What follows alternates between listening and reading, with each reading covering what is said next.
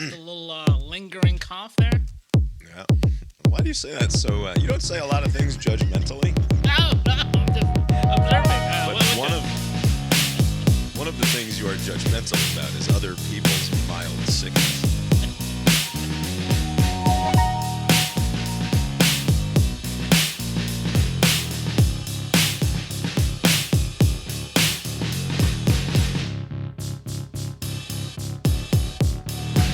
Here we are, Abe Cast Iron Balls podcast about sports. My name is Bob, sitting across the way from my good friend and co-host. That's Abe. How you doing tonight, Abe? Doing well, Bob. Yeah, here we are. Lori's here too. How you doing tonight, Lori? I think I'm actually pretty good as it relates to sports. Lori thinks she's actually pretty good as it relates to sports. Tonight is Monday, December 8th, 2025. Abe, it is imperative that we live bet the games here at the start so that I do not forget. I need to be reminded of what you did last week. I think you gave me a winner last week. Yeah, I think so too. When we were here on Thursday night. The Lions? Yes, indeed, you chose the Lions, and the Lions came through. Well done. It is now Monday night. There's a very important game here. We'll get into the details of why this game is so important parochially to those of us here on this particular podcast a little bit towards the end. But we've got the Eagles at the Chargers. Eagles minus 1.5, traveling all the way across the country to the West Coast to play that Harbaugh Lunatics team. Abe, Chargers are a bit of a schizophrenic team. Eagles have been similarly streaky this season, sort of a mess. We've got rancid Philadelphians throwing food products at coaches' houses as a result. Who you got tonight? I'm going to go with the Chargers. I don't know. I got this suspicion that they're going to win. Are we going money line? Let's go money line, yes. All right. I'm going to not bother with that 1.5 that FanDuel is offering us and instead place a $5 bet to return 5 whole U.S. dollars. Nice. We will see how that turns out. Hurts keeps, throws, batted up and picked off. Intercepted. And the Chargers win the ball game.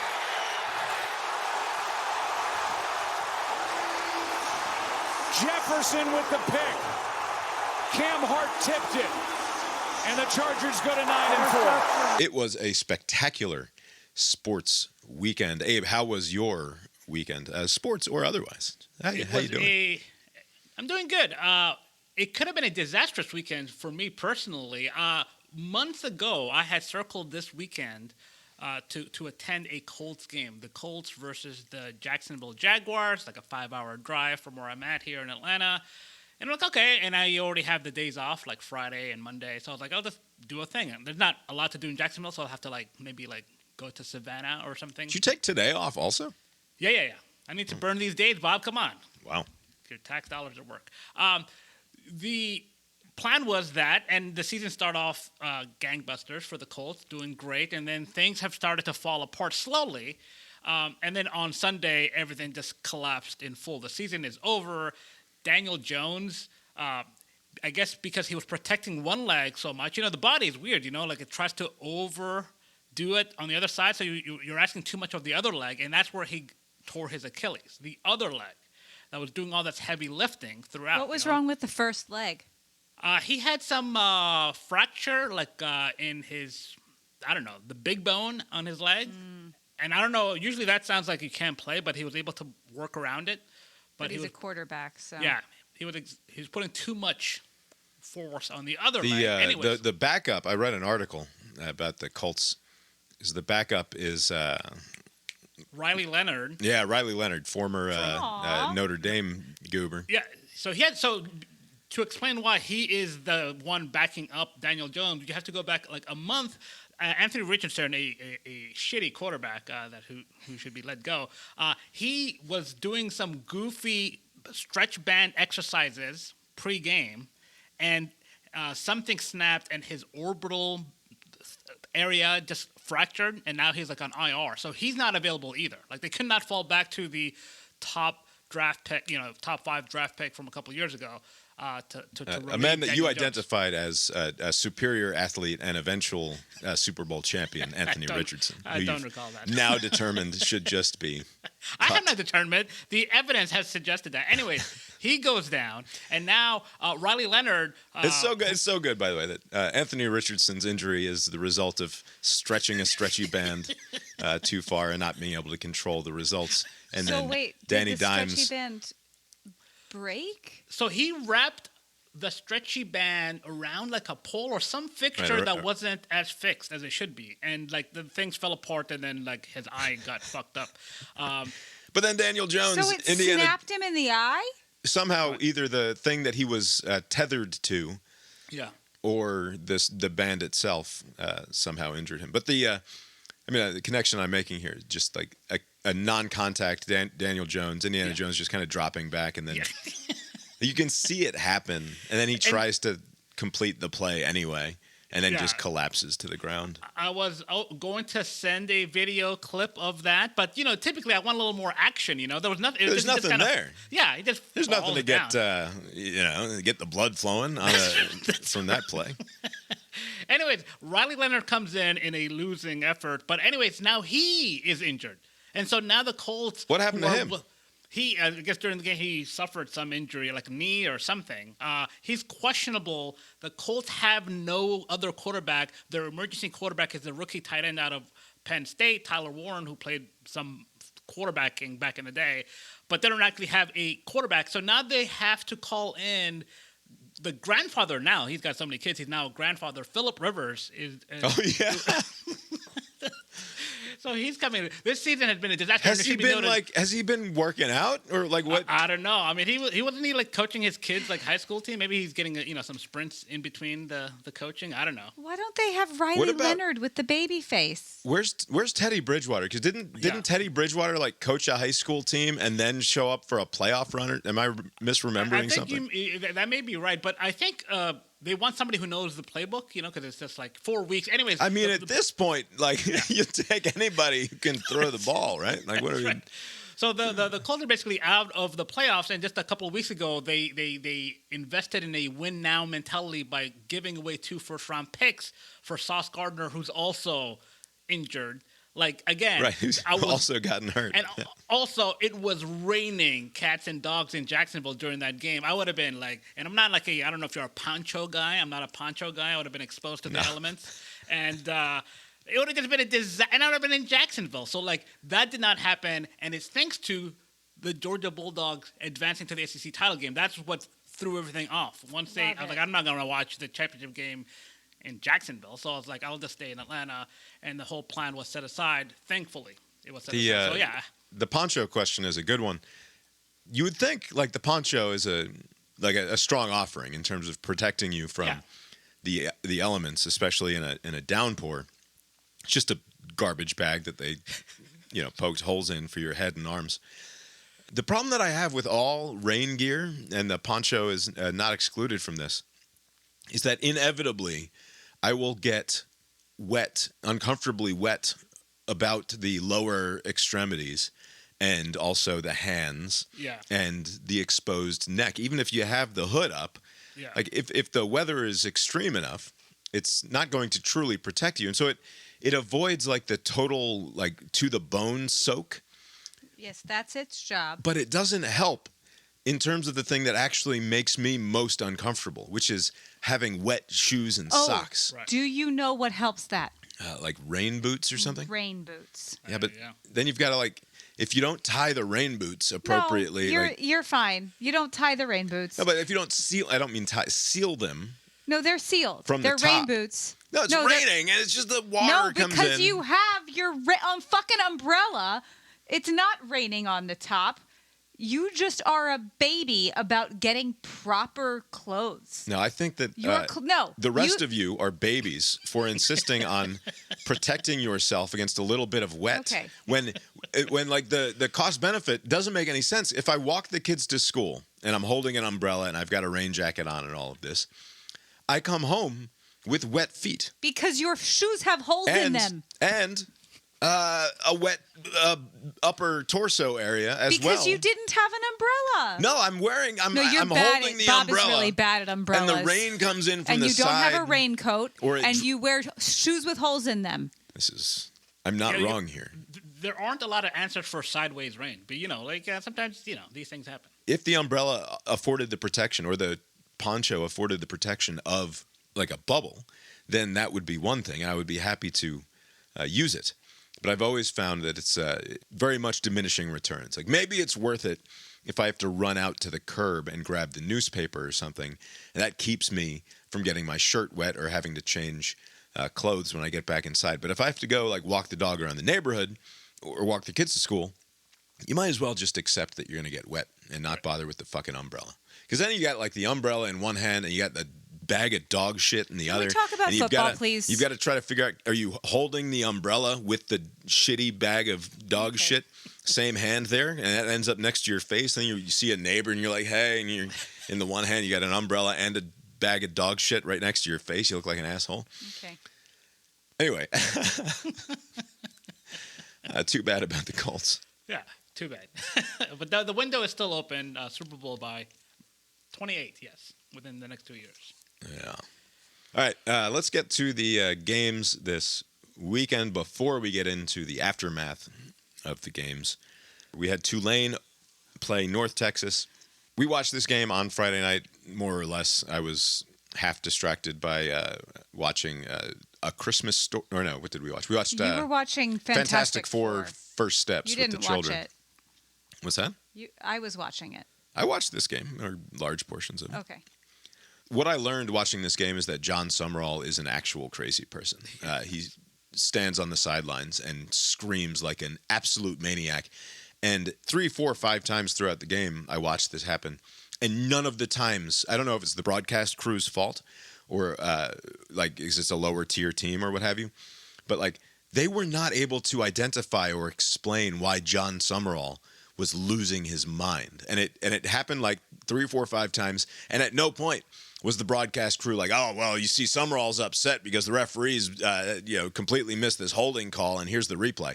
It was just like, no, we're going to point the camera.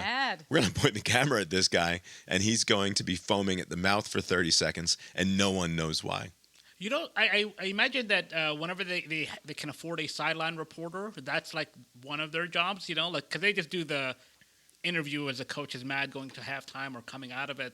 Like if they're just at the sidelines, some producer would be like, "Hey, go see what's happening there. This guy's foaming at the mouth," and then they would report back. But I guess maybe they did not have that resource. Well, but also it just kept happening. So it's like, maybe this is just what this guy does. It's just he just goes nuts every 20 minutes or so. The what's the dude's name? Mestamaker, the Troy quarterback. He kept turning the ball over, just over and over again. It wasn't his fault. I think 2 of the 3 interceptions were tipped balls that there's nothing he could really do about that. Yeah. I mean, the one where they were trying to make a futile attempt at a comeback, it was like 3rd and whatever, but it was only like a minute or 2 to go, and he threw a pick. Like, that was just a poor throw. Yeah. To end the game. But yeah, a lot of turnovers from North Texas. Again, this is the first time I've heard of the team existing. And there was that pick 6 that turned into a questionable call. Oh, it's awful. It's completely unacceptable. 2 weeks ago, we had an Ohio State University wide receiver go into the end zone whilst fumbling the ball, and it was ruled a touchdown, and that was completely unacceptable. And then this week, basically the same thing happens. I'm going to show you the clip here. Might not play as great on the podcast, but here's the play. It's 4th and 9. Score is currently 24-7, and Tulane, or rather North Texas, is going for it on their own 33. Wyatt Young, their leading receiver, has not been a factor. 3rd leading receiver in the country. Mestamaker under heat, got rid of it, tipped and picked off. It's coming back the other way. Chris Rogers. Ball comes out, but it's a touchdown. The ruling on the field is a touchdown.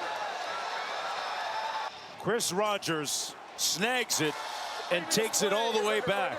Did he get in the end zone before the ball came out? You can't see where the ball is when Drew Mestemaker makes contact, but the ball goes out of the back of the end zone. This is a huge call because if this ball is out, and when he's contacted, it looks like he is short of the end zone. If this ball is considered a fumble, it went out of the back of the end zone, it would be a touchback. North Texas would get the ball back. To overturn the call on the field. The ruling on the field is upheld. Touchdown. So Mestemaker is the guy who makes the play. He makes a terrible pick. Or not a terrible pick. It's a tipped ball, and then the guy catches it and runs it all the way back. Mestemaker runs all the way down to the goal line and sets his feet basically right in front of the goal line and then leans forward as the intercepting player is attempting to cross the goal line and gets his head and shoulders kind of right up in that dude's kitchen. And the ball comes out and eventually gets fumbled all the way back through the end of the end zone. Referee says it was ruled a touchdown, and then they go to replay. And you're watching this replay, and they eventually get to an angle that shows the whole story, right, which is Mestemaker setting his feet 1 foot on the goal line, the rest of his body in the field of play, not in the end zone, leaning forward.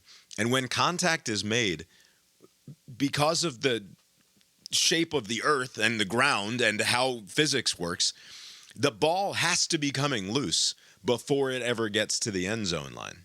And I don't see how you can see it any other way. It's physically impossible.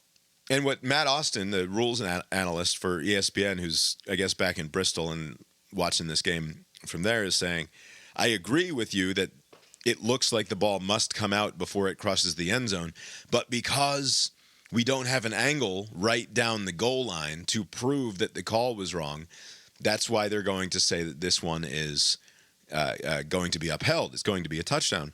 And I'm like, what is clear and incontrovertible evidence besides like the known shape of the world? It's not even just the shape of the world. Right. That one of them says at some point, his body is in front of the line and the ball can't be in front of his body. Right. And it, like, I just don't understand why. Yes, we recognize that we should have a clear and convincing physical proof on camera that the call was wrong. But like, can't we assume as a baseline that we know that if a person is leaning forward from the goal line back out into the field of play, that just because we don't have a drone shot right down the line of what's happening there, certain assumptions can be made, which is that the laws of physics are not currently being broken. Now, I wonder if in the rule books they're not allowed to stitch together multiple angles into one, because you have the angle where you see the ball coming loose, right? But you don't see where exactly they are, and then you see this other angle that you just spoke of where you can clearly tell that this person is not in the end zone, like the guy, the quarterback.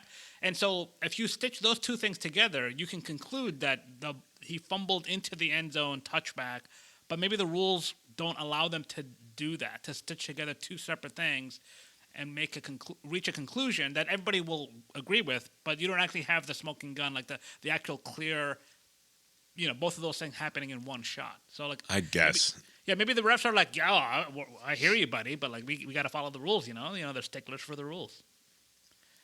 As refs should be, but like watching it, it's just frustrating because it's 2 weekends in a row where you see the same exact thing happen and you know that they're getting it wrong. And like everybody knows that's watching that they're getting it wrong. And it's just bizarre because it's such an over-lawyered sport. Like now in this sort of backwards way, it's like because it's so over-lawyered, we just cannot accept the evidence of the reality before our eyes. It has to be something else.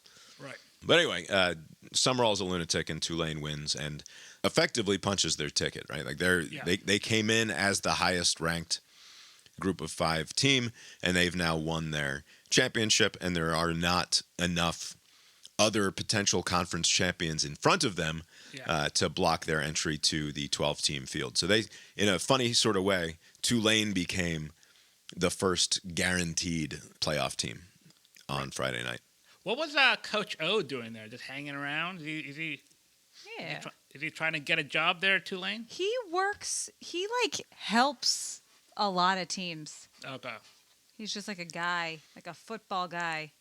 Also, Friday night, right, we had Troy at JMU. JMU wins 31-14.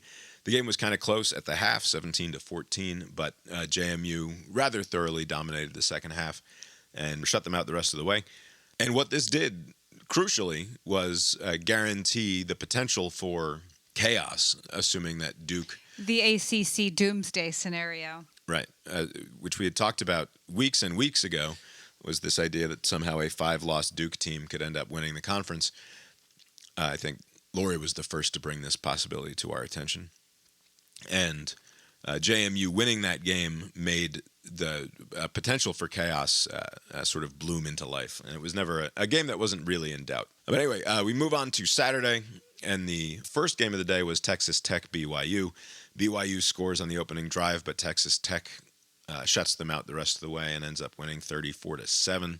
It was much like the first game in that matchup, where BYU simply could not do anything on offense after that successful opening drive. Is Texas Tech like good? I know they're a top 4 team, but like I think they have what they have is a really good defense in a league that doesn't have a lot of that. And so that is what allowed them to trounce everybody in their own league. And it's not clear to me how good that defense is or how it's going to hold up against superior competition. But there's no denying, like they earned that top 4 spot, certainly. Yeah. It's also a nice, people might not like it. It's like pure transfer portal team. Yeah. It's like pure bought NIL transfer portal. But like, look, that can work with the right people and the right coach. It's nice. Yeah, they're all hardo about like, they want to call us mercenaries, but you're not mercenaries. We're here fighting for each other and for your brothers and all of that. Yeah, it's just, I like it. There's a lot of brotherhood stuff this whole weekend. Oh, yeah? Yeah, and I mean, like, just I think that half of the Indiana players after the game were saying that. We'll get to that. Just a lot of, I don't even want to talk about Indiana. I want to leave the room.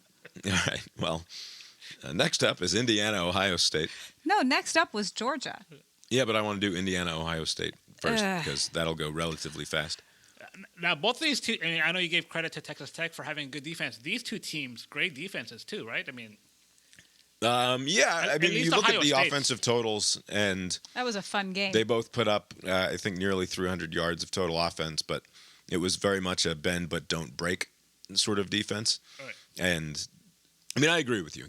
Both of these teams looked pretty good, and I still think after watching this game that Ohio State is the better team. I think so too. I was thinking that during the whole game. I mean, like, I don't think they scored once in the second half, right? Ohio State, like Right. So it was weird because it just felt like, okay, Indiana's playing them well, but I just assumed that Ohio State would score a late touchdown to win.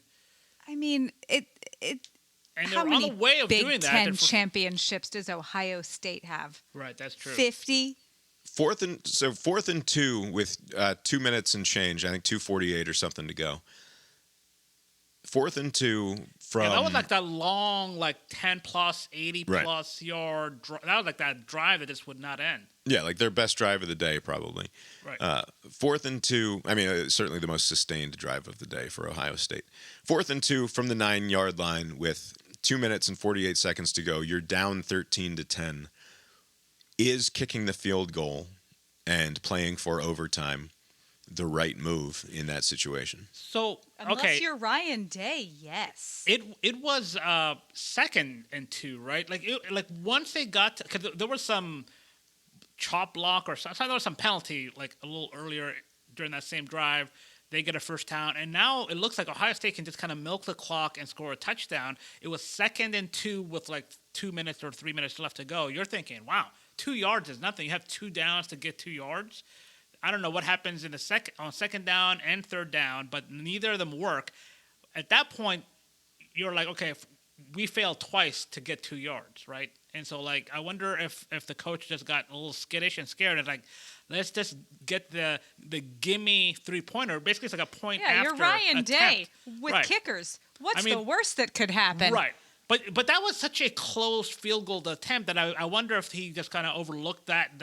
Like, oh, it's so close. Like, I could probably kick that, you know? You see those college game day kickers it's like less than 33 yards. I don't know how long it was, but it was like 27 or something. It was a 27-yard field Right. goal attempt 27 against us. yeah. It was like you mean on New Year's Eve Yeah. that one time? It was like a 46 okay. or almost 50-yard field goal, I think, right? Yeah, like that would you would okay, you got to go for it. I wonder if the distance is what made them decide like this is not like a difficult shot, and the kid just shanked it. Oh, it was so funny, just wide left.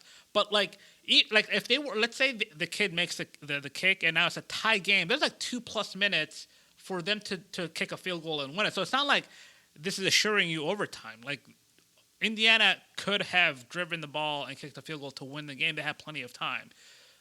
But I think, like, based on what happened on second down and third down, plus the distance, I think that's what dictated. It was a very specific situation to kicking the 3 points, the field goal, rather. It just didn't work. I know that Kirby, like my suspicion is that Kirby would have kicked the field goal also in that situation. Although, like, I don't know because it's a conference championship. I think, don't know. In that exact situation against Alabama, he went for it. Yeah, and so my thought process on it is, if this is a be-all, end-all kind of game, you kick the field goal. Yeah. If instead this is a conference championship game that doesn't matter except in we get to hang the banner from the rafters and say we were the champ this year, because like. Especially the way this game has gone. I know this probably thought is almost certainly not occurring to Ryan Day in the moment. He's not thinking, all right, we've secured a home bye, whether we win or lose, right? Like, they're not going to drop us out. But that's the reality of the situation, right? You're at the end of that game. It's 13-10.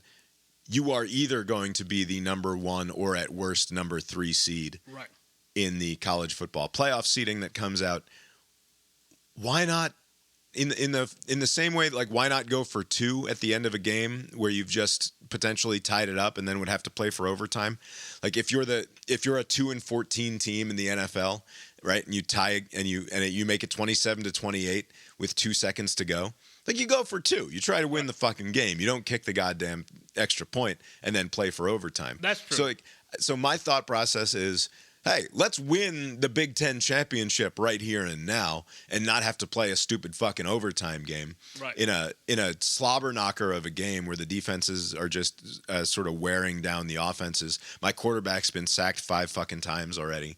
Like, we have like what do they have, like 18 yards rushing or something on the game? Yeah, they weren't moving the ball on the ground. Like, I think if the thought, now that I think about it more, if you were going to go for it on 4th down, maybe you would have like a running play on 3rd down. I think they threw the ball into the end zone and it was like incomplete. Like, it wasn't like I think they just did like a boot and they threw it into the end zone.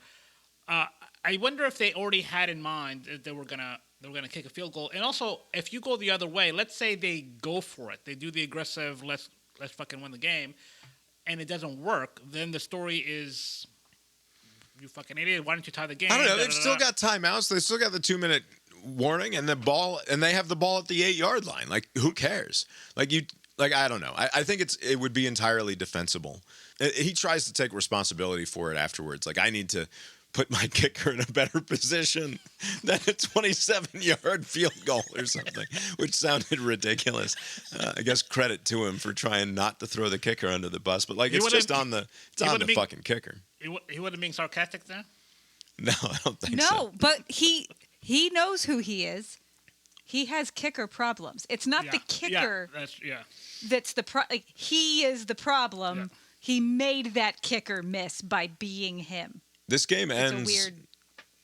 I said, like, I think they got to almost 300 yards total offense or around there. This game ends with a 50-yard completion, which makes up like a 1/6 of their total offense on the day. That's right. Yeah, it was like that. It's not even a Hail Mary because they weren't even close to. Right, but it's because he threw it from the 15 or something, and so it's caught at midfield or just past it. But it's the sort of thing that, like, you've got 2 of the best wide receivers in the game every fucking year, and it's true again this year if you're Ohio State. And the dude goes up in traffic, like there's 6 white or Indiana jerseys there, and what's his name? Jeremiah Smith comes down with the 50-yard reception at the end of the game.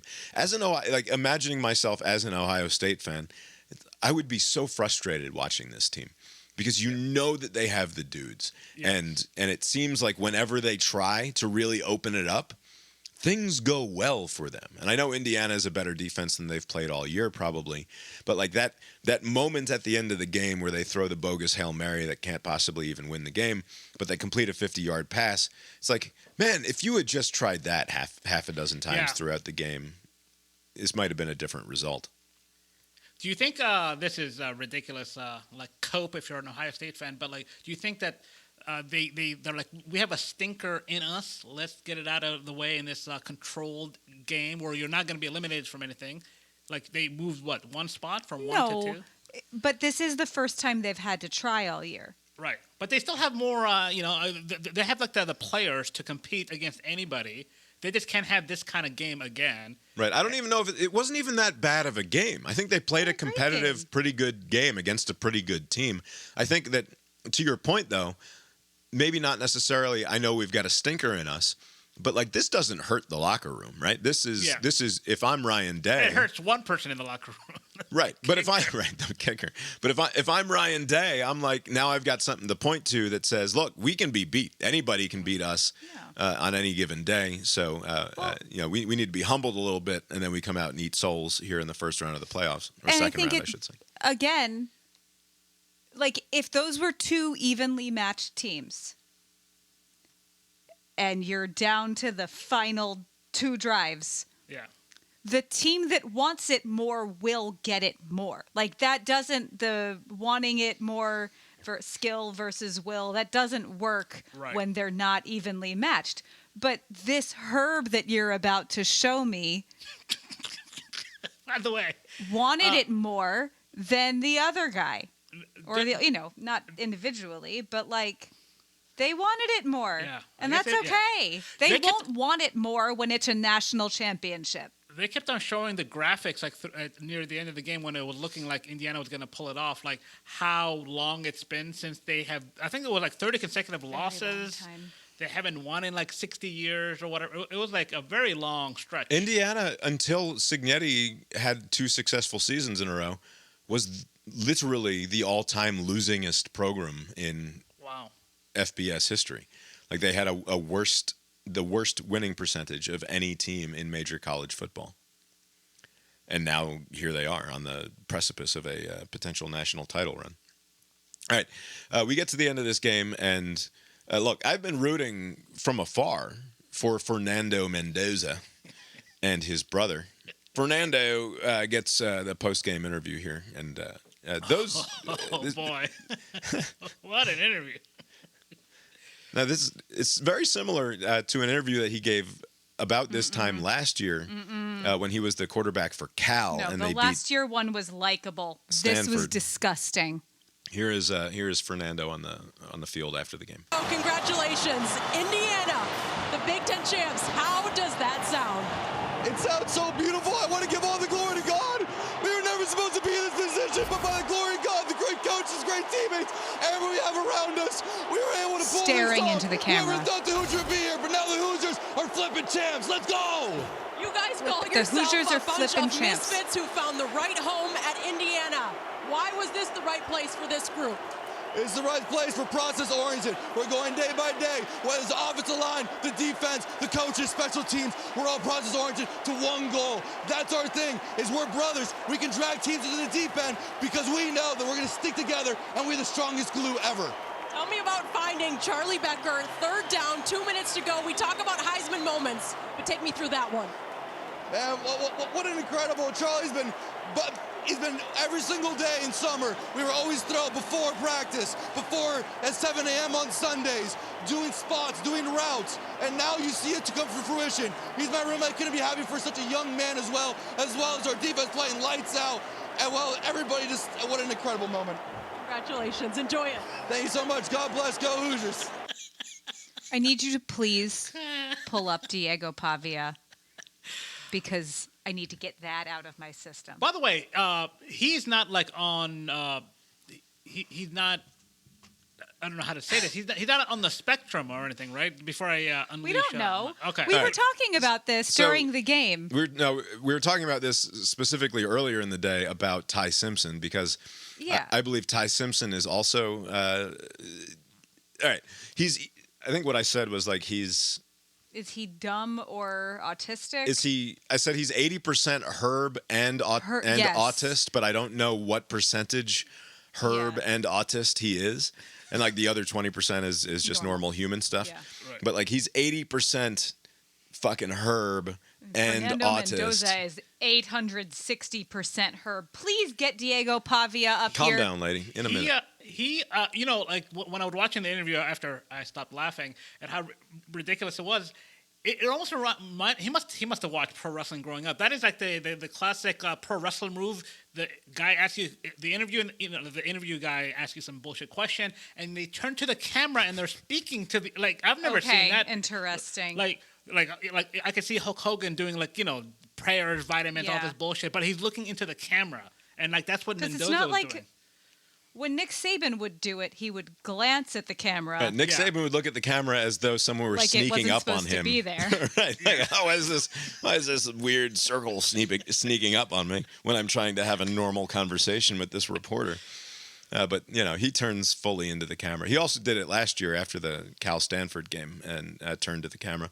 I will say a thing that always rubbed me the wrong way about Mark Richt, in a way that became less meaningful as time went on, and I guess I grew up a little bit and it just bothered me less. But the Jesus stuff.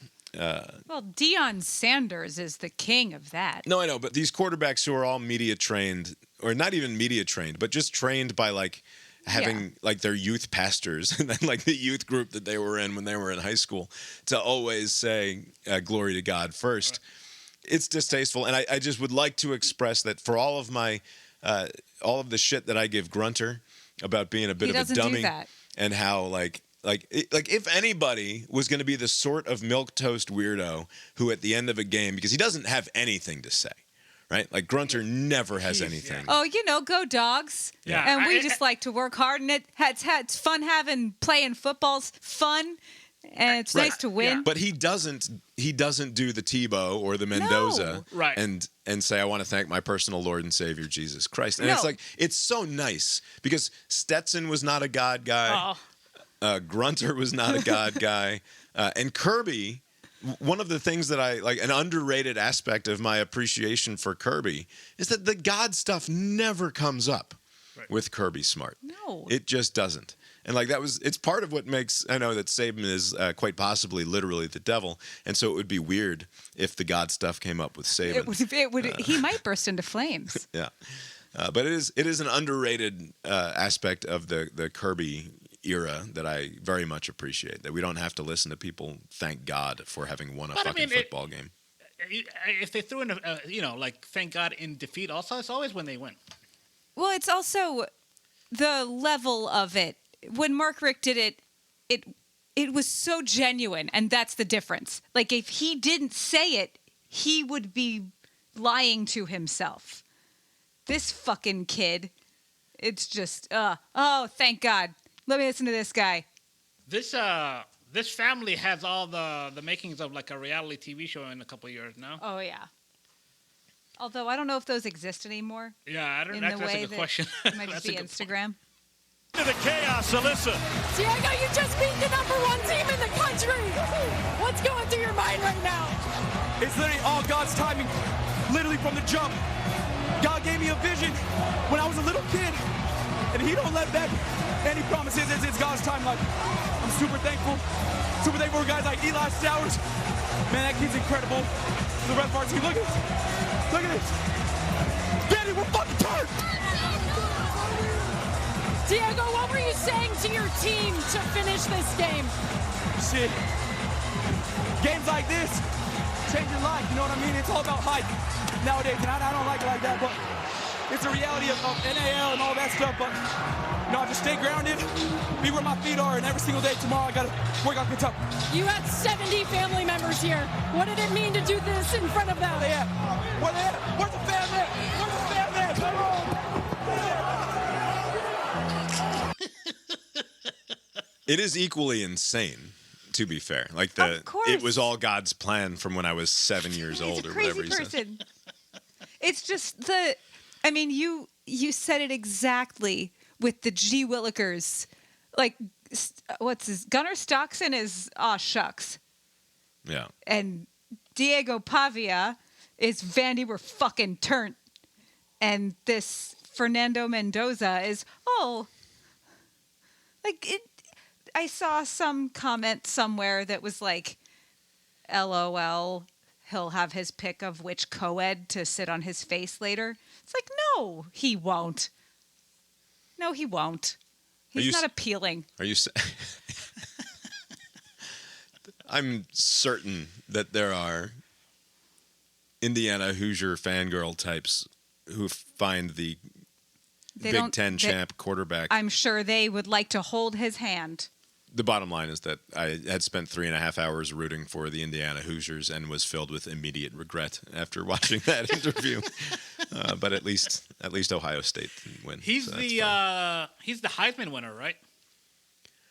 I guess. I mean, I think it should best go to Jeremiah Love. And spoilers here, before we get into our Notre Dame conversation, I think that there's going to be a lot of Heisman voters who are thinking in terms of how Notre Dame got the short end of the stick here, and this is going to help Jeremiah Love's Heisman campaign in a sort of weird backwards kind of way. There's a consolation prize for them getting left out of the playoff is going to be an overwhelming win for their running back for the Heisman. But I guess we'll see. Also, on Kurt Cignetti, the thirsty... We are running out of time. All right, lady. It's fine. Thirsty dirtbag Kurt Cignetti. Something that I appreciated about him, watching a couple interviews with him this weekend after the playoff thing came out, was he is an old man in a way that men in our culture aren't permitted to be old men anymore. And I don't know why that... I don't mean permitted. Like, okay. Relax, lady. I'm not saying that... It's not in fashion.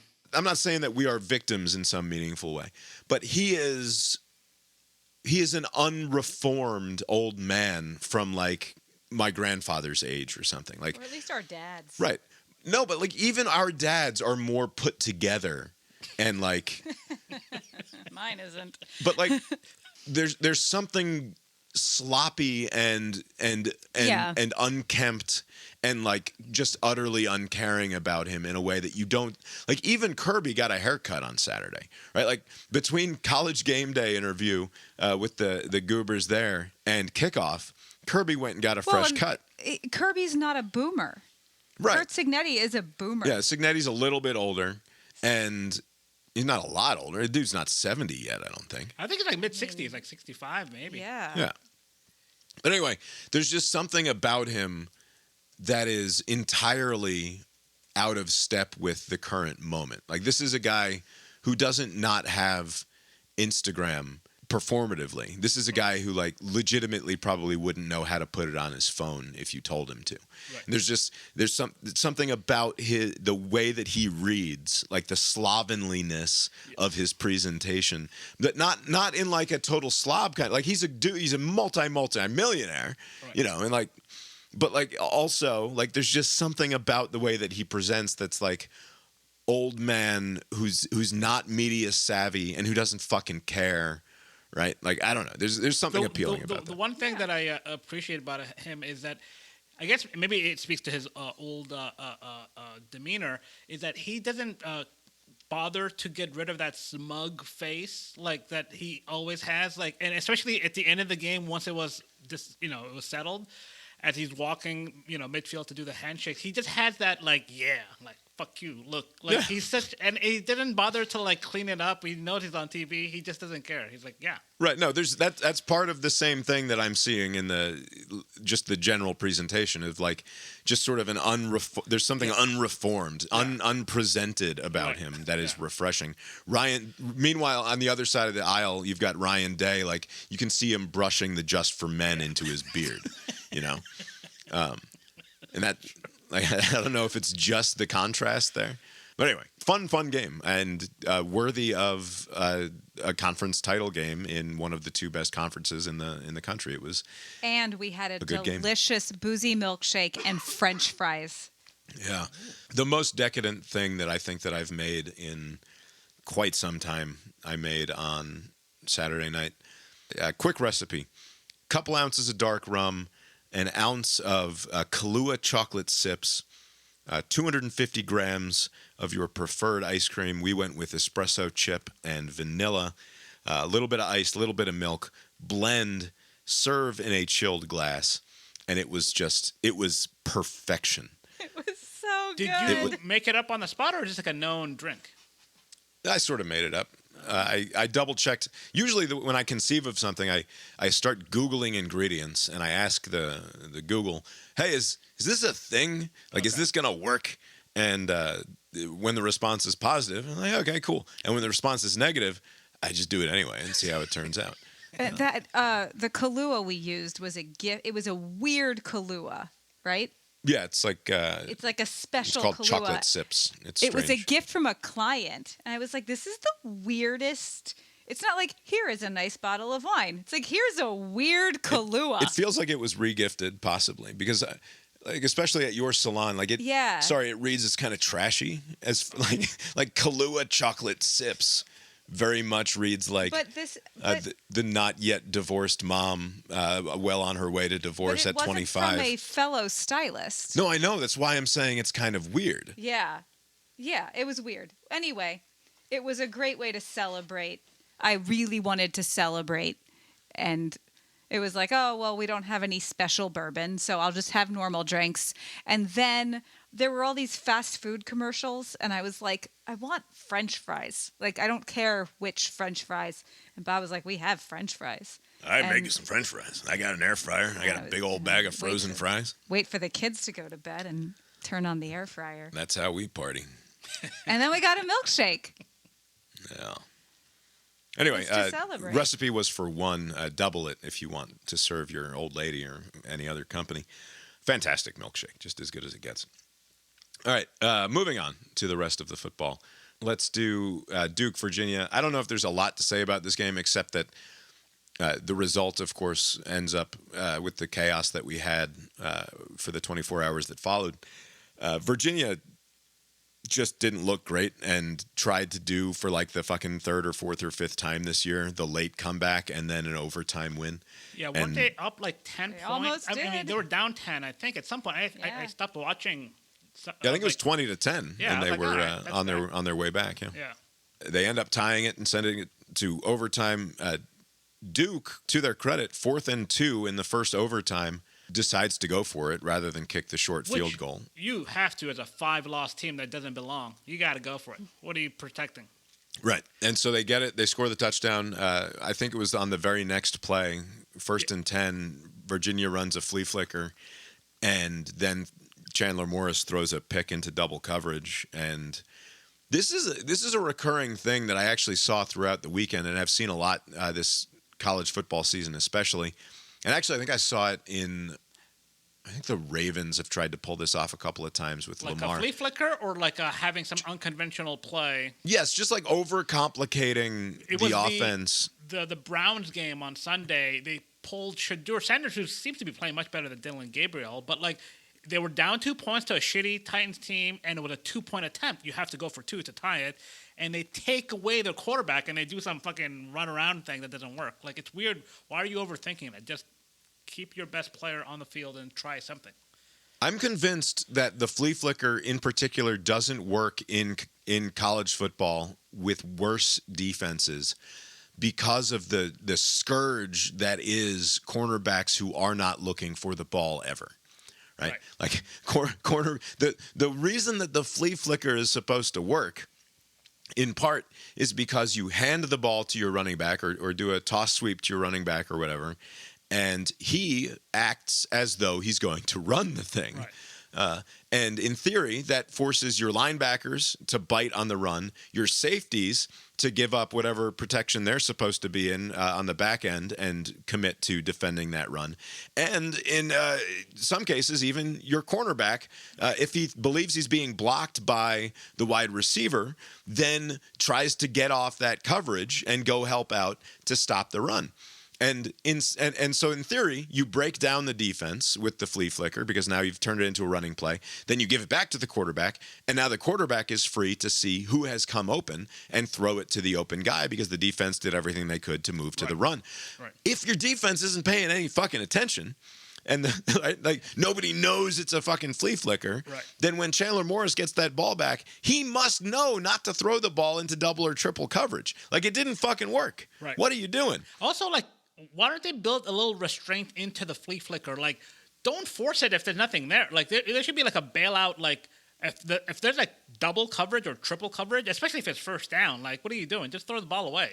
But they're so committed. Especially because you're outside of the by definition of the way the play is designed, you're outside of the tackle box. You get it past the line of scrimmage, it's not going to be grounding anyway. They're just chunk it out of bounds and live to fight another day. Right. And I just don't understand. I've seen so many flea flickers go absolutely nowhere, and I'm convinced that it's because the defenses suck, and not they suck in terms of defending the flea flicker, but in terms of noticing that a running play is happening. Right. That only the play's designed to punish an overly eager, attentive player, you know. And if you're just like, oh, I'm just gonna run backwards, like I'm not paying attention to all of that, it's a wasted effort. Right. I mean, the most common pass interference call in football is because the dude did not try to find the ball, right? It's less so now. They throw this flag less than they used to. But it used to be, hey, he didn't try to get his head around and he made contact, so now that's an automatic flag. Right. And there's been less of that, I want to say, this season. But fundamentally, these kids just do not ever track the fucking ball. So the flea flicker is bound to fail. Also, you fucking bums, Virginia. You were on the verge of winning the conference and going into the playoffs.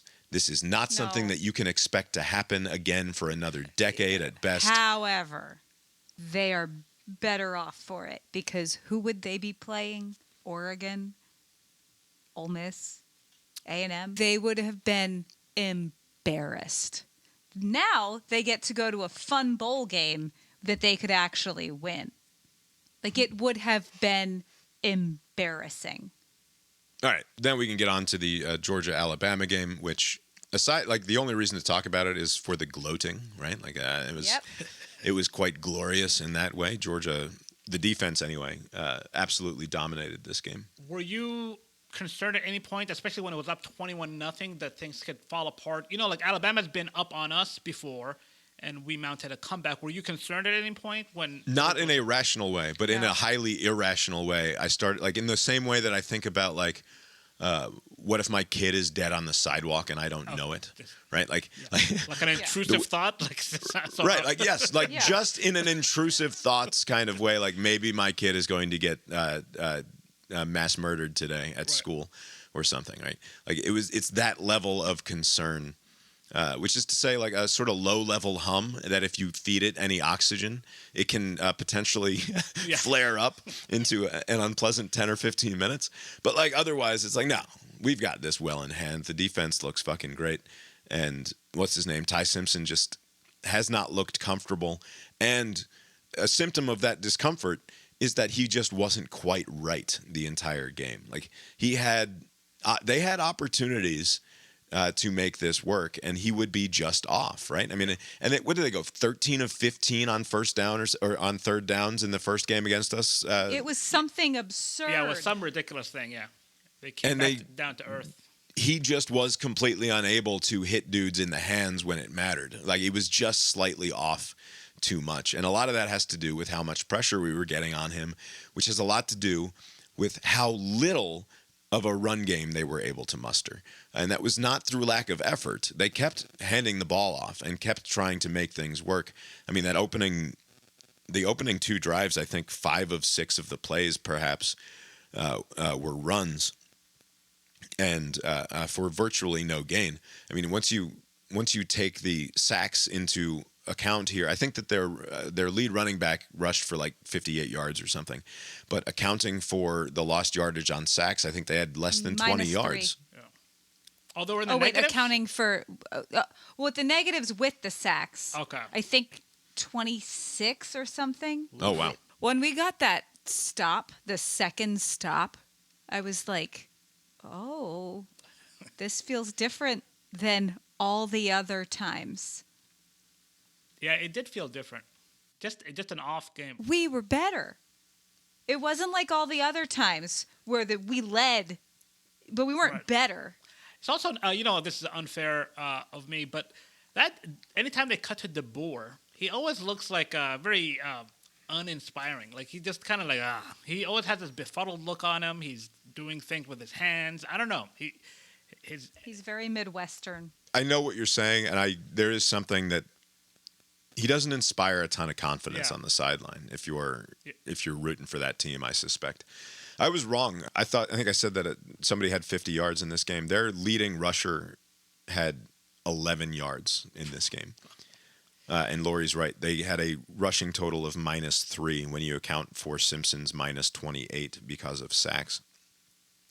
The long rush of the day for Alabama was a 5-yard run. They had 3 different dudes with 5-yard runs. We just absolutely shut down their running game, and they didn't and I kept saying to the group chat, or at least to my buddy Naveed anyway, why aren't they trying to take the lid off here? Because if we are beatable and exploitable, it is on the long ball. Right. And they clearly have no running game. They didn't really try to throw the ball down the field much at all. Even the stuff to Ryan Williams was largely either behind the sticks or 8 or 10 yards down the field. Like they just didn't try to go deep very much at all, and it's sort of inexplicable to me. Right. All that said, and I don't think you can't say enough about how good the defense was, with one notable exception, number 15 there, who directly handed them the only 7 points that they scored in this game. Do we have cause to be concerned about this offense after the last couple of weeks? Noah Thomas wasn't in this game. He hurt his back before the game. Right. So with Colby Young out, Noah Thomas, who's come in and had some big games and big touchdowns for this team this year, with Chauncey Bowens, who I think was in my opinion, is the best back on the team this year. I know Nate Frazier has been pretty good as well, and has been the feature back, with Bowens relatively sidelined. And with the center, Drew Bobo being hurt. This offense just doesn't want to go in the way that it went against Texas and even against Alabama as we staged that comeback, and as it did against Ole Miss. And I don't think it's a function of the defenses that we're going against. And Laurie will say, well, they don't want to show anything. That's not what I'm going to say. That's what you said about Tech, right? That's what I said about Tech. That's not what I'm going to say now. Yeah, there's something stodgy about it right now, and it's concerning in terms of what that might look like in the playoff. I think they have 2 things going for them. One, there isn't like a 2019 LSU team in the playoff this year, so it's not like they have to worry about like going toe-to-toe with a 40-plus point team. And 2, the calendar, right? They have just 3 weeks or so, 3.5 weeks before they have to play. I think they get the prime time night game. It's the 8:00 game on January 1st. It's right. Once again, we're playing in the Sugar Bowl, which is I'm sorry, it's just the worst time. It sucks. I think it's just play 3 of these games on New Year's Eve and 1 of them on New Year's Day. I just think they're doing this entirely wrong, but whatever. So they'll have time to lick their wounds, and any sort of injuries will be resolved hopefully by then. So they'll be a fresher team, and then their style of play, they can grind you out, and I think that offense will come back as a result of those 2 things. So I think I'm not worried yet. I don't know anything. I feel so stupid talking about stuff like this because I don't know what I'm talking about. I feel full of shit. But when you're ahead 2 scores, you're going to be more conservative. Yeah, sure. So, we've been ahead. I think against Tech, it was a combination of not wanting to show anything and being out the center all of a sudden. I think this game, why bother?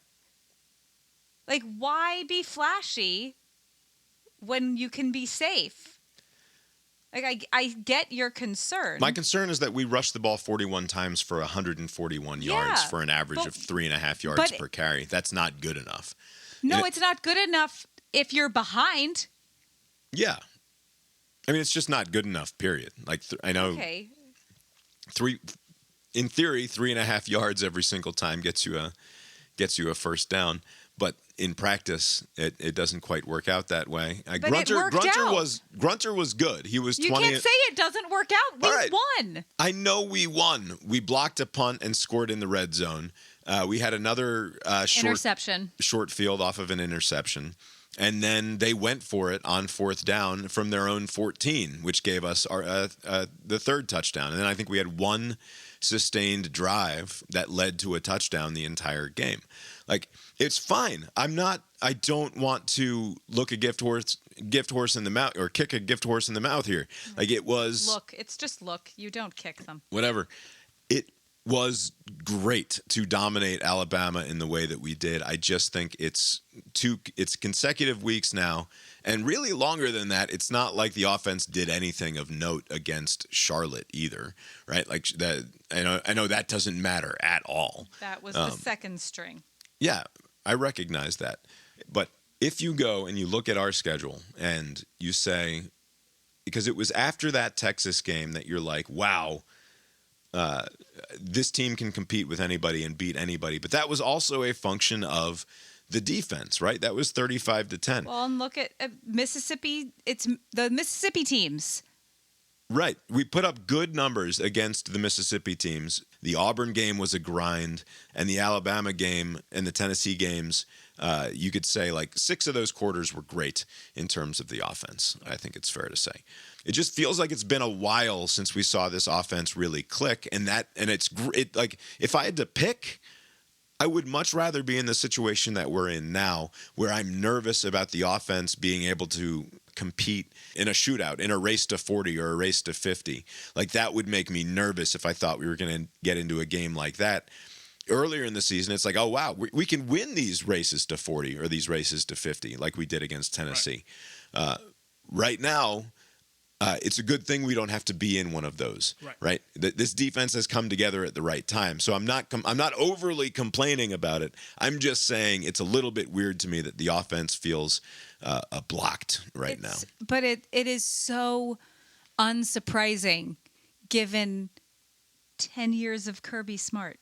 Like, if you have a stout defense, the offense, everybody's bored. Yeah. And we win all the games. You know, throughout this game, and I know leading up to this championship weekend, the word was that teams would not be punished for participating in the title game. But did any point throughout this Georgia game were you thinking like Alabama may be kicked out? Like, cause I Abe, I texted you. I said it's not a championship game; it's a data point. Like, this was one more data point that I thought that the committee you could make an argument to be like, look, we just looked at Georgia's schedule, and I'm complaining about the offense, but look at what Alabama has done. Alabama, since again going against Tennessee, and I guess maybe just playing Tennessee gets your offense healthy in a meaningful way. They scored 37 against Tennessee. They had to sneak past a bad South Carolina team, right? 29-22. They only scored 20 points against LSU and win that game. As I recall, that game was never actually in doubt, but it wasn't particularly pretty from the Alabama perspective. They lose to Oklahoma because the shitty Oklahoma offense is able to do just enough, and their defense just sits on Alabama's chest the entire time and suffocates them. They're fine against East Illinois, score 56 points, whatever. That Auburn game was a near disaster. The offense wasn't very good for much of it, and they nearly lost it. And then against us, they couldn't do anything. And so you look at what they have done in the last 5-6 weeks of games, they just haven't been very impressive since they beat us, right? Like, Which means going back even further. They beat Vanderbilt, which is good, but that game was closer than 30-14. They almost lose to Missouri. They almost lost to South Carolina. Almost lose to South Carolina. Don't look great against a bad LSU team. They lose to Oklahoma.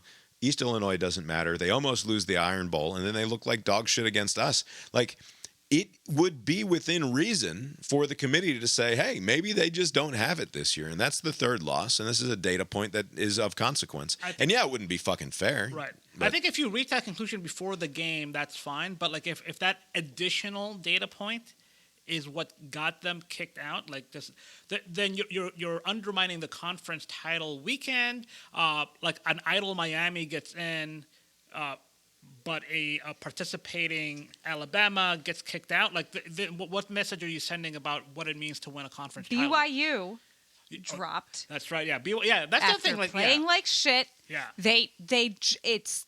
Yeah, that's a good point. Yeah. I don't care, but that's not consistent. Right. You can use it. BYU's second loss. Yeah. Yeah. To the same team. To the same team. To a team that is a top 4 seed in the country. Oh, now they're unforgivable. Yeah. Yeah, that is true. So, yeah, which one is it? Yeah, it's very inconsistent standards. All you have to do is not release the stupid rankings every week or at any point along the way before you give your top 12 at the end. It's so obvious. Right, but they can't train for the cameras every week by, like they want all of this attention. So like there must be a way to generate the attention and to generate the. I did a post years ago about how the sausage is made at ESPN, and it involved Tim Tebow saying something on one platform that then got recycled into a bogus controversy all the way from Stephen A. Smith all the way down. And I forget the details. But if ESPN is good at anything, it's good at that, right? Like figuring out a way to take nothing and use their paid personalities to drive entire sports media news cycles for weeks at a time. And like they don't have to tie it to the thing that is desperate for its own legitimacy. Right? In theory, I think that the college football playoff and college football in general should be very protective of its legitimacy. And the way that this process plays out is to suggest that they are, in fact, completely irresponsible with what the public perception is of their authority and legitimacy here. Which is too bad because it makes the entire thing look like a farce. It makes it look fucking stupid. And that's fine. It is silly and maybe it doesn't matter.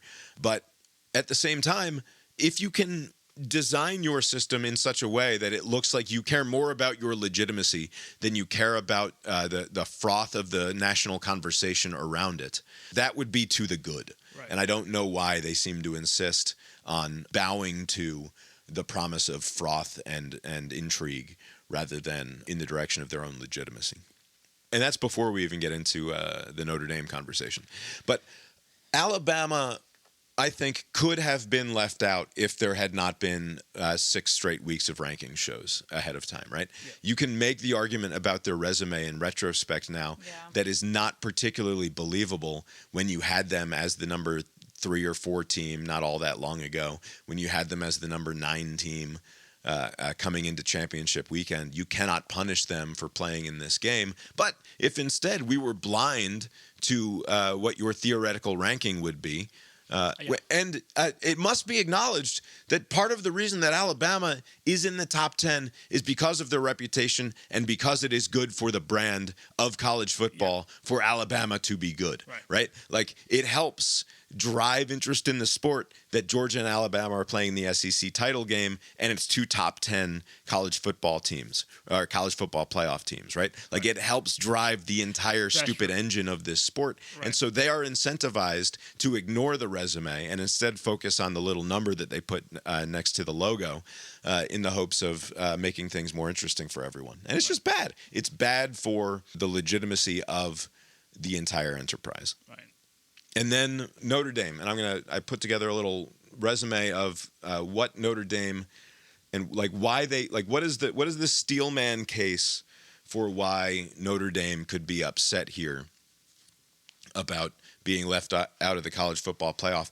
And it all comes down to not any of the resume questions, not any of the compare Notre Dame against Miami head-to-head questions.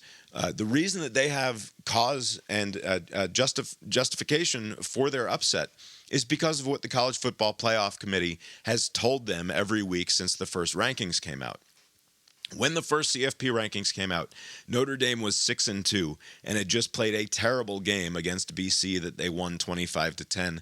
That BC was very much in extremely late before, as I recall, they threw a terrible pick or something and just handed the game to Notre Dame. Miami, that same week, also 6-2. And had lost 2 of their last 3 games against Louisville and SMU. Notre Dame was ranked 10 and Miami was ranked 18. This is 8 games. That's crazy. 8 games after Miami had beaten Notre Dame to start the season. Right. And it's not like the teams that Miami lost to were terrible. No. It's all timing, down though, the right? stretch, down the stretch, Louisville and SMU stumbled in a way that only hurt Miami, right? Like when they lost to Louisville and SMU, it didn't look as bad as it ends up looking now. Right. Those 2 teams stumble and make Miami look worse in retrospect, which makes the entire progression of Miami back into the top 10 all the more ridiculous from Notre Dame's perspective, right? Since those first rankings came out, they're both 6-2. The head-to-head is what the head-to-head is. Notre Dame beat Navy, Pitt, Syracuse, and Stanford by a total of 205-52. They were in the college football playoff as the number 10 team in the country, and they finished the year beating their opponent undefeated 4-1. Right? 205-52. During that same time span, Miami goes 4-0, beats Syracuse, NC State, Virginia Tech, and Pitt 151-41. So more like 3-1 rather than 4-1. And it's similarly dominant. At no point were any of those games in question. But in terms of the last month of the season and what those resumes look like, they look effectively identical. Right. And despite that fact, Miami climbs every week. Right. And what happens to Notre Dame? Oh, well, one week Notre Dame beats it was either the week that they beat Syracuse 70-7 or the week that they beat Navy rather handily. They fall a spot, right? They win a game by 30 fucking points and they go from number 10 to number 11. But you know what's weird? The polls they're very reactive. You know, like the reason why Miami was at 18 is because those 2 losses were very recent to when that poll that you're citing was released. And so as the season goes on, then that recency bias kind of is diluted, and then I guess they take a bigger, take the whole season into perspective, and they start moving Miami closer to where they should have been in the first place. And then I don't know if the fact that they had no ACC representation, that they needed to sneak somebody in to make the conferences happy, right? Because basically it seems like those who benefited were in conferences, and those who did not benefit were either a lower conference or out of conference. So I don't know if that should factor into who are the 12 best teams, but apparently Notre Dame took great exception to the ACC trying to make a case for one of the members of the ACC, because they were doing some resume comparison over the weekend showing Miami and Notre Dame and why Miami should be in and not Notre Dame. And the athletic director for Notre Dame was apparently pissed off. How could you do this to us? You have, ruined this relationship we have. Because we have a long-standing relationship. We're all but part of the ACC. Right. Why would you be dumping on us? Right. As essentially your partner here. Right. And like, I think there's some legitimacy to that. They're dumping, right? But also, you can't on the one hand tout your fierce commitment to independence, and on the other get mad when the ACC wants to dump on you a little bit. Also, they're not. That's not the primary effort here. They're just trying to get their ACC team in. You know, so like if they have to elbow you out, that's the only reason why they're doing it. You know. Right. Also, the bottom line is when you compare their resumes, they're functionally identical, and it comes down to the head-to-head. Right. Like all of the advanced metrics, like the various strength of schedule, strength of record, the ESPN's SP Plus, have them all within a couple of spots of each other, basically. Right. And right there around like 10 to 14 in terms of a national ranking. Right. So, like, if you're Notre Dame, the only thing that you can be mad at is the system. Right. You cannot be mad at the fact that, and yourself for losing to Miami, right. obviously. Yeah. If you win either against Miami or Texas A&M earlier in the year, this conversation is completely moot. You know what's weird about Notre Dame is I did not know this until today. Apparently, they have it written somewhere that going forward, I think it starts next year, if they're one of the 12 top teams, they have to be included in the 12-team playoff format. Like there's some sort of mechanism to where that's like a automatic qualifier. Because they can't get JMU'd out effectively. Right.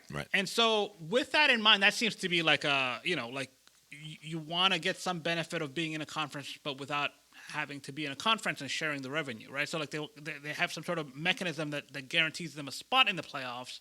Well, and I think also to your point of Notre Dame negotiating a sweetheart deal for themselves, they also helped turn around the conference champs get the automatic bye, right? The top four, because Notre Dame could never have a bye in that scenario, right? Yeah. And so they helped make that rule change as well. So like, it's not like they're powerless here, right? They are a victim of a system that they very much helped set up, right? And so they're in a pretty good position. Disappointed they didn't get in this year, but for you to then throw this tantrum to say we're going to take our ball and go home, we're not going to participate in any bowls. Now, some schools can participate because of the transfer, and they don't have enough people to field a team. But like that's not Notre Dame's case. They're just, I guess, lodging a protest by not participating in the bowl system because they didn't get their way this one time. Like to me, you think like just take your lumps and try again next year.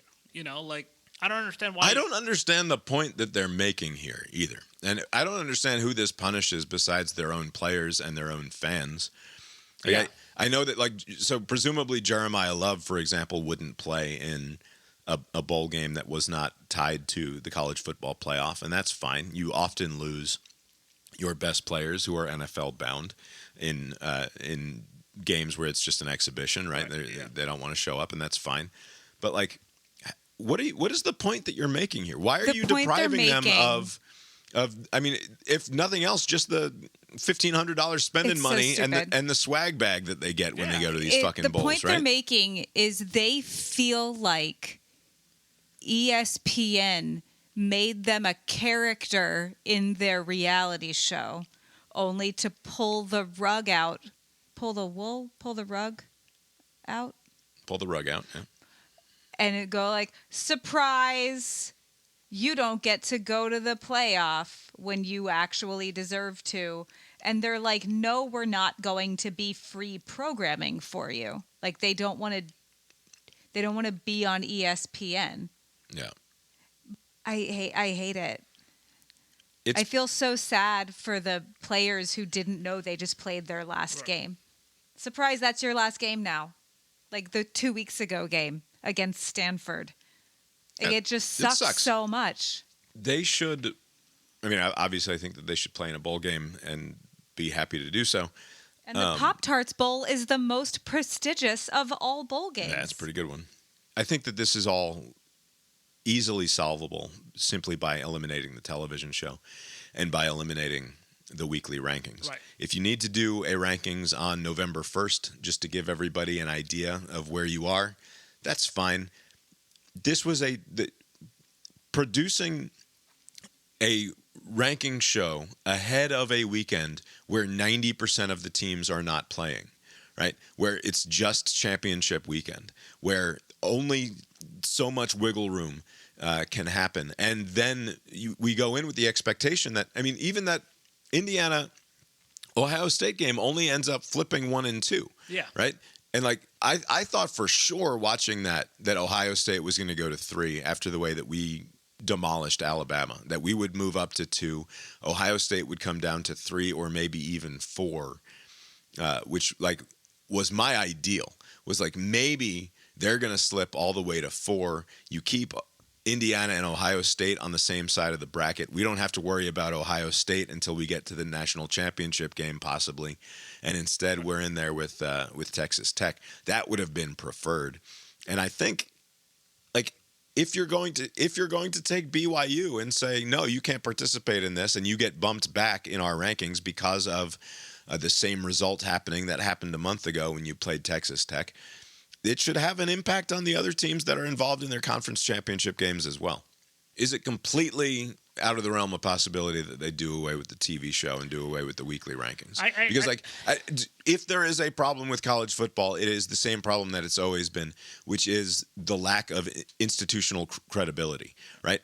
And when the BCS starts to lose institutional credibility, things have to move away from the BCS. When the 14 playoff starts to lose institutional credibility, we have to move away from a 14 playoff, right?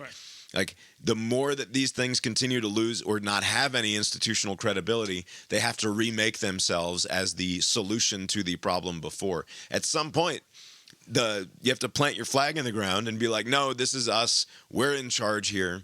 And we're going to reform rather than be completely remade. And I think that it's obvious.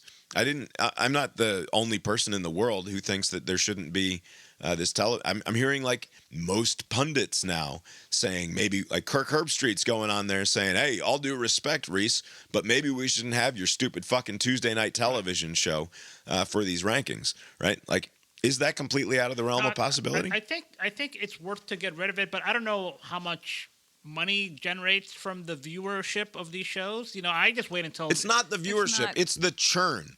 Yeah. It's the talk. It's the content. It's the content that they can produce. It's the fact that, But then in that case, then they would want to keep it because people this generates content like this. You did this and instead of that, and people are arguing about teams that were left out. So like, it's serving that purpose. These are the same assholes who employed Danny Cannell for years, right? Okay. A guy who just generates content out of his asshole because, like, that's what, like, what I'm saying is, like, they can do that anyway, right? True. Like, they, like I said earlier, they're sort of uniquely good at doing that. Yeah. And I don't think that you need to defile the potential credibility of your primary partner in the college football playoff and that whole infrastructure there at the same time. It's not doing you any favors when you destroy the credibility of your partner in that way. Show some separation of church and state here. Yeah. Get the committee or college football or whatever should stand up for itself and say we're not going to do the rankings every week. Right.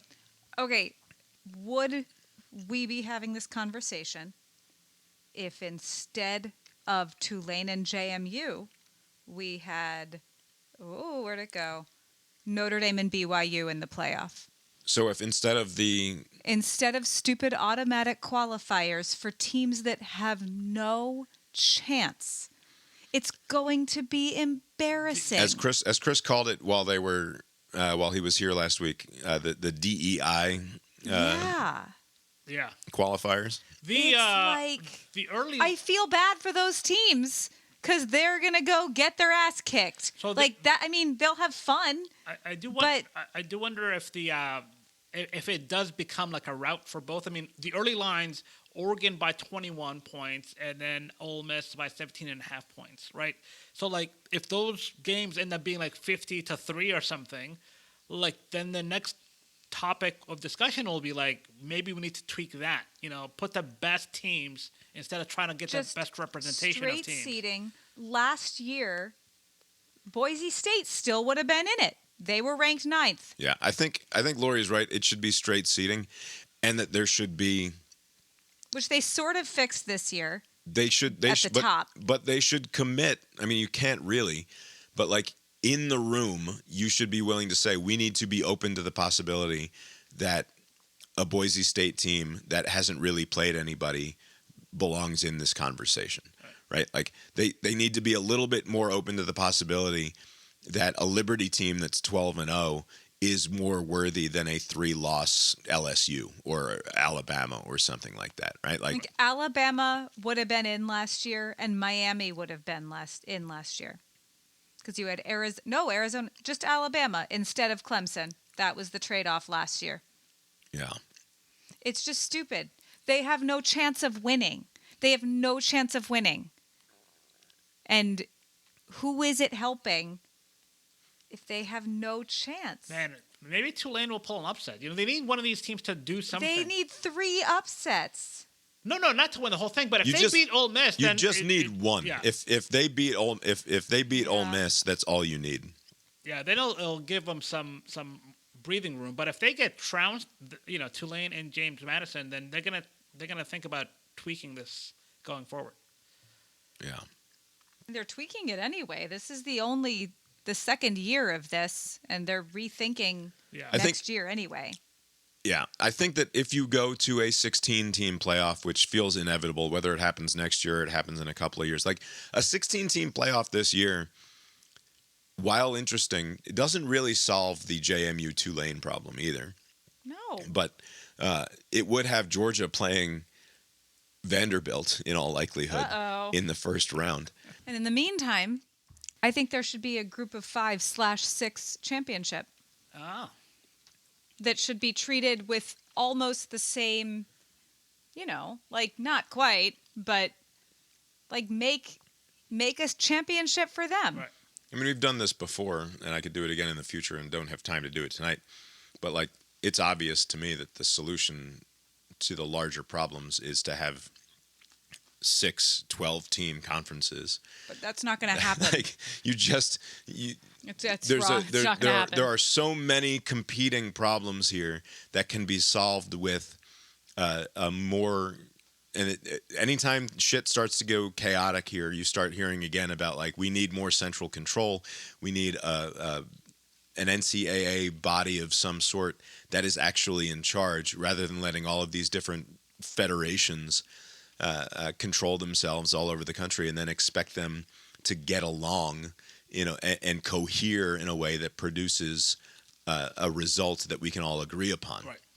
No, you need a commissioner of college football. You need a Nick Saban or someone of that level of respect and authority who leads a committee that's actually in charge, right, rather than just sort of a money laundering front. I think it's that would help with the competitive nature of the game. But I think the other thing, like, wasn't there a story like a couple of weeks ago where the Big Ten was possibly going to sell like 10% of its organization to some shady private equity firm? Like, there was some weird push. Not even a necessarily shady one. It was, in part, it was like the California pension fund or something was going to buy a chunk of Big Ten equity. Right. And so, like, if you allowed those sort of things to happen, it's going to become just a pursuit of money kind of thing, and the product on the field will be not a primary consideration. And I think that's the direction kind of we're headed. They're not trying to make it like a better product on the field. They're just trying to get as much money. There's all this potential to earn even more money, as if it's not enough. Yeah. 6 12-team conferences. You have divisions. You play 9 games as a requirement. You play 9 games. That gives you a 5 against your division opponents. You have a permanent opponent on the other side, and then you rotate through the rest. And then you have to play one other power conference foe, and then you have 2 other games on your schedule that you can do whatever you want with. And then beyond that, you get to the end, and you have 6 conference champions. They all get into the playoff. Then you have 6 more at large. You have the exact same situation now in terms of a 12-team playoff. And you go from there. And like that, it seems to me relatively easy. Right. And it takes away some of the power from the conferences that is making this sport ridiculous and unbearable at the moment. At the same time that it's fucking as popular and exciting as ever, it must be said. But it won't be when JMU plays Oregon and Tulane plays. Well, maybe a little. Also, because of the coaching thing. These fucking, I think I said this before last week, but the greedy NFL, they need to kind of just get out of the way just for a little bit. They're going up against like playoff games like on that Saturday. Like Saturday is typically like a college football day, but the window is now opening up for the NFL. And I guess maybe they need to come up with some amendment to close that window again, that third Saturday, to allow for the people to play. Because like they have like Eagles and Bears and other like big name teams playing that Saturday night against the playoffs. Right. Well, I don't see that it as a get. They can watch it. I'm not watching that. Right. No, Yeah, but nationwide, I mean, the it NFL's hemorrhages. a It will hemorrhage college football audience in favor of the NFL. It's just, and it'll be it's needless just the because reality. you can make it. I mean, again, I don't know why they need to. It's just never enough money. Good news is that we don't have to do a second cast iron balls later this week because there's no games to speak of. We can plan on recording. I think we'll record a week from Wednesday as a. Well, we need to do music. No, I'm saying For sports? for sports, the next cast iron balls. Yeah, I prefer Wednesday to Thursday. Just for Cousin Steve picks purposes. We won't need any picks this week, but we will do picks the following week. Cool. So Yeah, that works. get those in by next Wednesday.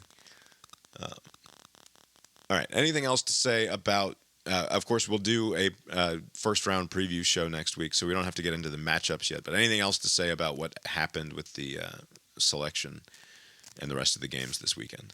No. Fun weekend of college football. Yeah. All right. CIB 2025 college football pick'em contest is nearing its conclusion, and exciting news here. There's been a change at the top. First, must be said, Jimmy Carter, a little bit overconfident. He was excited to get out to a 5 games over 500 and picked the Runnin' Rebels, who got their asses kicked by Boise State. So Jimmy drops to 9-6.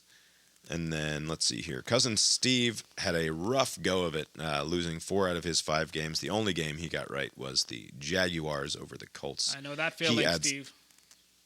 10 points. Abe, similarly bad week. Quickly, last week I think I brought up Poly Market. I saw a segment on 60 Minutes, and I was trying to give them a go.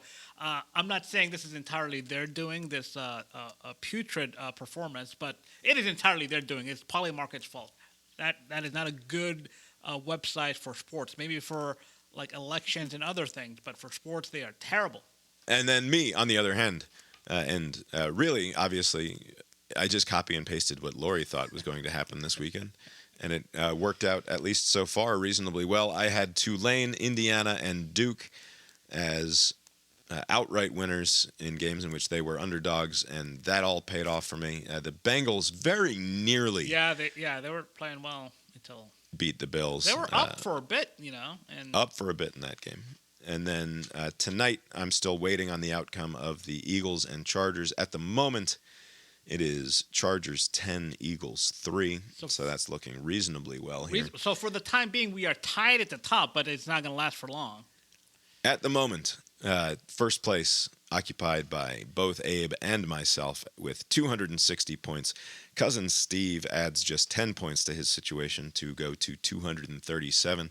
Lori, great week, adds so far 30 and perhaps 40 points, all the way up to 202 points on the year. It's going to be a thrilling finish. I haven't looked at the schedule yet to figure out exactly how many more weeks of this we can wring out of the 2025 football pick'em contest. None. I mean, at least one more. What are you talking about? But yeah, tied at the top. You've been listening to Cast Iron Balls, a podcast about sports with Bob and Abe. Lori's here too. You can find the show on Substack, brainiron.substack.com for more from us. The opening and closing themes of the show are composed by Mark Gillig, tetramermusic.com, Tetramer music.com for more from Mark. A quick shout out to Bob and Abe's show alum, OG, dude who might sit in on a recording and who is now listening to us still, Mike Davis. Hi, Mike D. Hey, Mike. Don't give his full name. I mean, there are so many Mike Davises. That's true. It's fine. Mike D, listening along, sent us a nice text tonight. letting us know how much fun he's having listening to us. You know what he did? He shouted out the Jimmy Carter segment. He's a big fan. Oh, yeah? Of Jimmy Carter's Presidential Lock of the Week live from Plains Heaven. Nice. Abe, what else in the world of sport caught your eye this week? A few weeks ago on this podcast, we were joking about the possibility of James Franklin, the head coach for Virginia Tech, to hire as his defensive coordinator the guy that Virginia Tech just fired, right? So the Pry, what's his face? He gets fired. Yeah, Brent Pry. Yeah, he gets fired from Virginia Tech. He used to work for James Franklin as a defensive coordinator. James Franklin is in need of a defensive coordinator, and so we're just kind of making fun of that possibility. And now that happened. So I don't know if you're a pride is a sin type, Bob, but like, would you be too prideful to turn around and go back to the place that had just fired you? And would you be too prideful to sit in those meetings with the players and talk and hear James Franklin talk about how this losing culture must end now? It's a change in style. You have to endure all this. Would you do all that to go back into like a familiar position? Or would you be too much pride? I mean, if you had a good working relationship with the guy, you know, that part is fine. I'm sure their dynamic is great, but just like, you know, like again, like we're saying, like your key card probably still work. Like I don't know if you turned all that stuff in. Like a lot of the stuff is there, but now you're just the defensive coordinator. I mean, his key card probably doesn't work. It's probably an HR nightmare, right? Like they closed his file. They deleted all his passwords. Like, didn't we fire this guy? He's like, yeah, but funny thing, he's back. Yeah, that's true. All that stuff has to open up again. I don't know why. I know that the culture is like overrun with the talk of cucks and whatnot, but there's something about like that, like Brent Pry walking in on James Franklin, like sitting at his Coaching desk, his guys. right? Like sitting in his chair. But wait, maybe he didn't like it. He sucked at it. You think Brent Pry likes sitting there and watching James Franklin get up in front of that microphone and he's got to sit off to the side in the cuck chair, or sorry, excuse me, the DC chair, and watch as James Franklin addresses the alumni group or whatever that's come to visit. But I mean, again, as always, I am not a person who would be a head coach, but it's like, oh, now I just focus on this one thing that I'm good at, and he can deal with all the rest of the bullshit that I was not good at. That's fine. That's why you go and you do it for like San Diego State or whatever, not for Virginia Tech. Yeah, but he doesn't have to move. Yeah. Moving sucks. Yeah. So does Blacksburg, though. Anyway. I'm sure he could have caught on with any other team as a defensive coordinator. Yeah. So he must be. Yeah, maybe his kids are happy in school there or something. Yeah. Maybe he liked working for James Franklin. And maybe, like the rest of our sick culture, he's a humiliation fetishist. And he's going to get off on this. Lori, what else in the world of sport caught your eye this week? No, I don't think anything. Yeah. Late breaking news here right before we came on. The Heisman finalists were announced. Fernando Mendoza, Diego Pavia, Jeremiah Love, and Julian Sayin of Indiana, Vanderbilt, Michigan, and Ohio State, respectively, were named the 4 Heisman finalists. I said earlier that I think it's going to go to Jeremiah Love out of some perhaps slightly misguided sop to the sad Notre Dame folks. And I think you said you think it's going to Mendoza. And also, is that what you think? Yeah, and you don't think Notre Dame throwing a tantrum and not participating in this ecosystem is going to hurt Love? Like, you don't think it's going to do some damage? I don't know. When I think about like what the average sports writer is going to think about this situation, it's sports writers. It's going to be Notre Dame is one of the 12 and probably one of the 5 best teams in the country and should be in the playoff, and it's bullshit. And so let's give it to Jeremiah Love. Lori, who do you think wins the Heisman? I don't know. I'm not answering that. Fair enough. I don't like guessing. I like seeing what happens. I love guessing. That's right. It's been fun the last few days. Calvin is coming into his own as a sports hot take haver. Oh, yeah? Like we had like an hour-long talk. He just wants to talk all the time about how like the whole college football playoff thing. And he spent like 2 days before the Alabama game going, "Oh, I just really want to beat Alabama. I really want to beat Alabama." And afterwards he's like, "Oh, I'm so happy. I'm so relieved that we beat Alabama." And then all day Sunday in the morning before the selection, whatever, it was this long talk about who should be in and why, and like, should there be conference championships? Katie got involved. Wow. She got very, very animated. That's awesome. It was very funny. Yeah. They're not going to fix it anytime soon, but the whole thing needs a fix some way or another. Anyway, Abe, have you got anything else for us tonight? Nope. Well, I guess that's all we've got for you tonight then, and we will talk to you next time. Later. A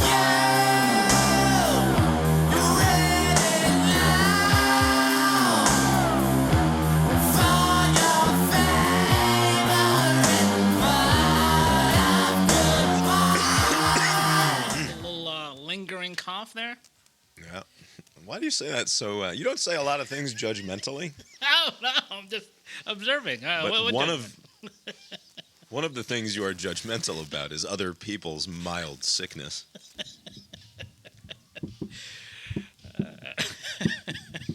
Don't deny it. You can't deny it. That's why you giggle. There's no judgment. I don't know how. It is true that, like, Abe never has a lingering cough. Like, never. Yeah. I'm sure I'm going to get a bunch of them now that I'm getting much older.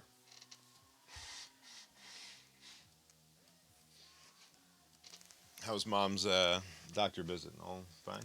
Good, yeah, everything came up. There's some sort of lesion. They're like, we're not worried about this thing. I don't know. They're like, it's fine. Like, basically, it's like everything is just chalked up to like, well, you're old, you're pushing 70. Like, what are you gonna do? Like, there was a lot of that.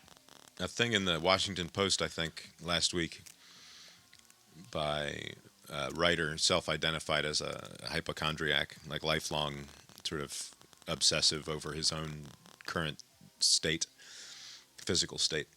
And he paid $1,000 to some company to do a torso MRI that like insurance won't cover, like just a, hey, let's see what's going on in there kind of thing. Okay. And you can go anywhere from like this $1,000 thing to like, $20,000 for like whole body scans where they just take video of your insides for an hour. And on the one hand, like the conclusion is basically, on the one hand, everything's fine. On the other hand, I'm a 57-year-old in relatively good shape, and you can like look at these scans and you can see the way that my body is literally falling apart.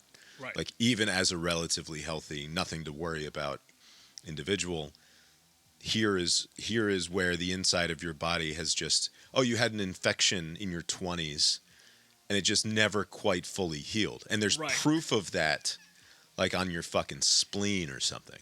Right. It's like, Jesus fucking Christ. I suspect that's why they don't want people just to go on a fishing expedition. Like, unless there's like a specific need, don't look at your MIR. Like you'll find something that's going to freak you out, but it's like totally fine. No. All right.